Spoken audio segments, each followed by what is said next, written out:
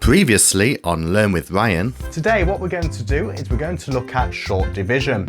Now often when we're teaching division, teachers often call this method the bus stop method. What you divide by needs to go outside the bus stop. We ask ourselves, how many 5s go into 6? Now there's 1 5 in 5 and 2 5s in 10. There is 1 whole 5 in 6, so I'm going to write 1 there, so there's 1 left over.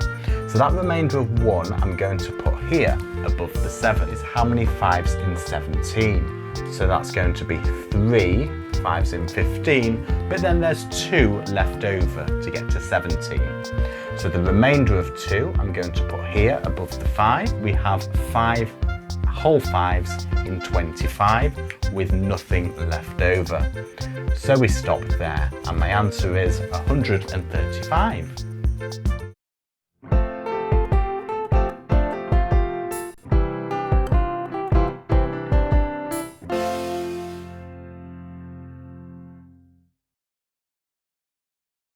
Hello and welcome to another edition of Learn with Ryan. In today's lesson we are going to have a look at long division. In the last lesson we looked at short division, dividing a 2-digit number by a 1-digit number. In this video we're going to have a look at how to divide a 3-digit number by a 2-digit number. We are going to have a look at 3 different methods. So let's get started.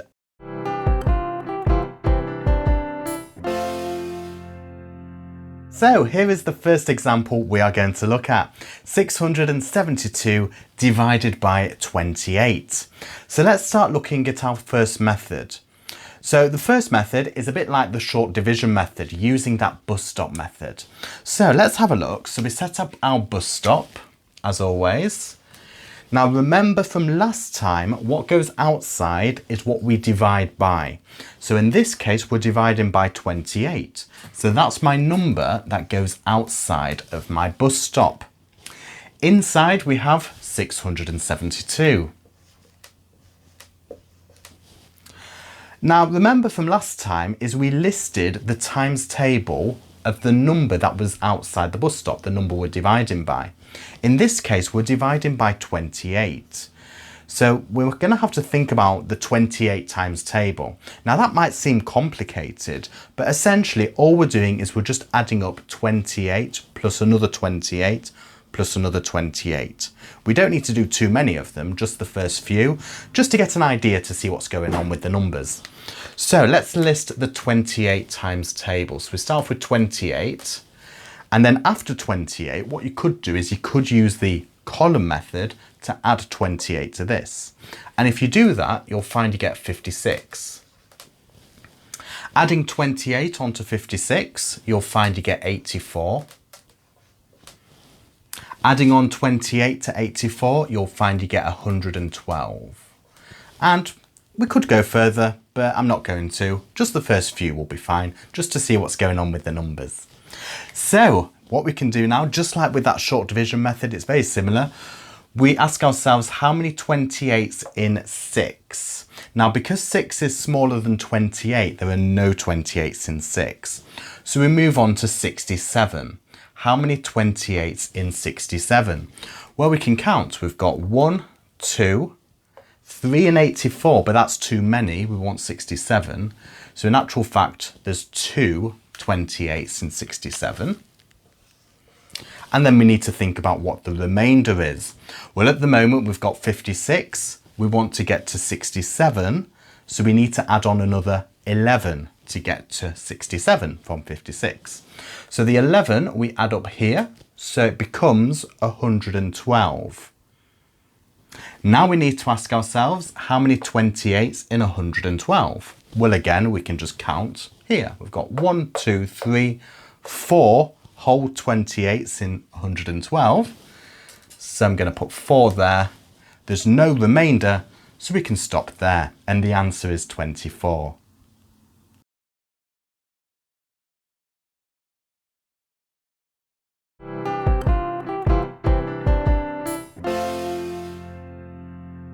Okay, let's have a look at the second method. So notice again, I've got my bus stop here, and I've also listed the first few numbers in the 28 times table. But this time what we can do is we can ask ourselves how many 28s in 6, just as with what we did before. We get 0. So we move on to 67. How many 28s in 67? Well, just as before, we found that we had 2 28s in 67. So I'm going to put 2 up there. And then what we can do, this is where it changes slightly. In order to work out what that remainder is, because sometimes it can be quite difficult to work out remainders straight away with big numbers. So this method actually works out the remainders for you. What you can do is take your 2 and you multiply it by the 28 here. So 2 times 28 gives me 56. And as if by magic, that's the number we've got there. And then what to do to work out what that remainder is we take them away. So 67 minus 56. And you'll find you get 11. And that's my remainder. What we can do next is consider this 2 here, and we can bring that down. So the 2 we bring down, and we get 112. And then what we can do is ask ourselves how many 28s in 112. Well, let's count. We've got 1, 2, 3, 4. So I'm going to put 4 there. And clearly we can see there's no remainder just looking at that. But suppose you didn't know, what we would do is 4 times 28, which is 112. So we place that down there. Take those 2 numbers away, just like what we did up here, and you'll find you get 0. And if you get 0 down here, that shows that there is no remainder. So whatever number you get down there, that is the remainder you get from dividing those 2 numbers.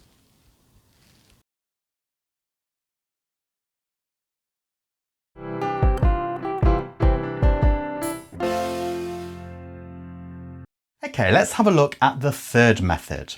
We're still dealing with the same example, 672 divided by 28. However, this third method does not use the bus stop method straight away. I'll show you what I mean. What we can do is we can write this as a fraction. Now you should know that the fraction line can be read as a division. For example, 1 over 2, a half. You should know that that's the same as 0.5. What we could do is do 1 divided by 2. And notice if you do 1 divided by 2, you get to 0.5. So what we can do, that fraction line means divide. So we can write this as a fraction. We can write it as 672 over 28. Now this is where your fractions knowledge comes into play. What we can do is we can simplify this fraction. And as we simplify that fraction, we are essentially simplifying that division. So when we're simplifying a fraction, we need to think about what number goes into both 672 and 28. Now, if you can find a big number that goes into both of them, that's good. It will get you to the simplified answer quicker. However, if you're a bit unsure, maybe start off with the number 2. Start off small. It just means that you might have to simplify even further. It might take longer to get to the answer, but that's fine as long as you get to the right answer. So what we can do is start off with 2. Ask yourself, does 2 go into both of these numbers?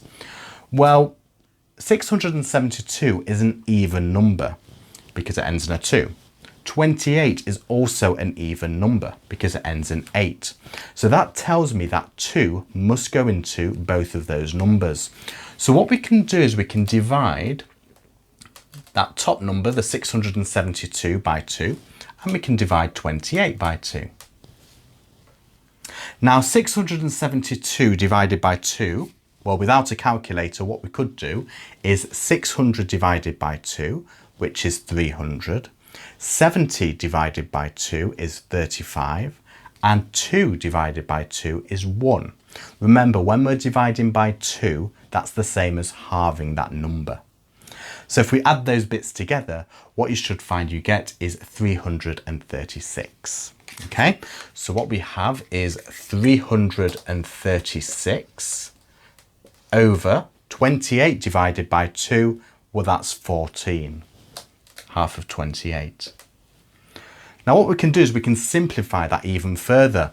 Notice that 336 is an even number, 14 is an even number, so again we can keep going and dividing both of those by 2. So 336 divided by 2 and 14 divided by 2. Okay, so I'm just going to continue over here. 336 divided by 2, well half of 300 is 150, half of 30 is 15, half of 6 is 3. Adding them all together and what you should find you get is 168.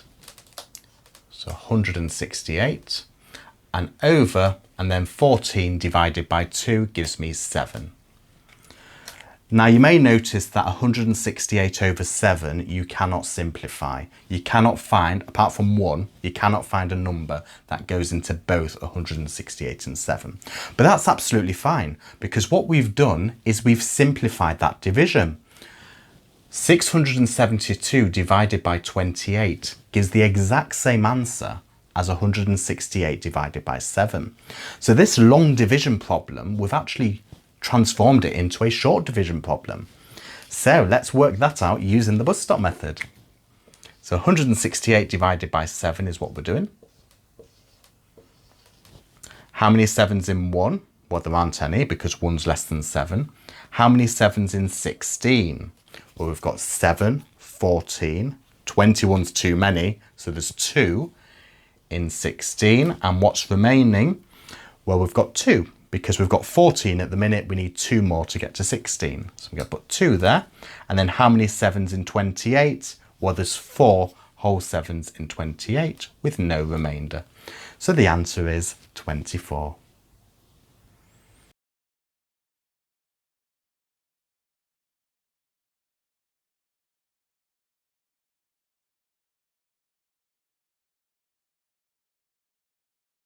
And that's it for today. I hope you've enjoyed today's lesson on long division.